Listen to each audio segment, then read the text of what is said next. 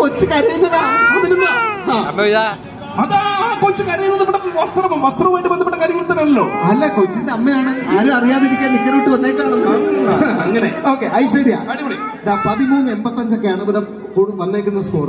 ഐശ്വര്യ എങ്ങനെയെങ്കിലും മാത്തുക്കുട്ടിയെ തോൽപ്പിച്ചു. ഐശ്വര്യാണെങ്കിൽ ഉണ്ടല്ലോ അവിടുന്ന് കംപ്ലീറ്റ് ഭർത്താവിന്റെ പിന്തുണയോട് കൂടിയിട്ടാണ് വന്നിരിക്കുന്നത്. ഇനി തിരിച്ചു ചെല്ലുന്ന സമയത്ത് കൊച്ചിനെ ഞാൻ എടുത്തോളാം, നീ പോയി ജയിച്ചിട്ട് വാ എന്നുള്ള മട്ടിലാണ് മൂപ്പർ അവിടെ നിന്ന് പറഞ്ഞുകൊണ്ടിരിക്കുന്നത്.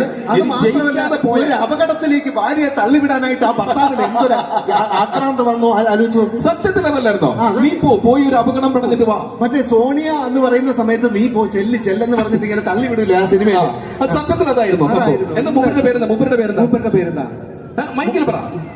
ജിഷ്ണു. മൈക്കിലോ ജിഷ്ണു. ഒന്നുകൂടെ പറ. ഓക്കെ, ജിഷ്ണുവിനെ എവിടെ വെച്ചിട്ട് ഏറ്റവും ആദ്യമായിട്ട് കണ്ടേ? അതിനകത്തൊരു ലവ് മണക്കുന്നു. നമുക്ക് അങ്ങോട്ടും ഇങ്ങോട്ടുള്ള ഒരു സപ്പോർട്ടിന്റെ ഭാഗമായിട്ട് കണ്ടിട്ട് അതിൽ എവിടെയോ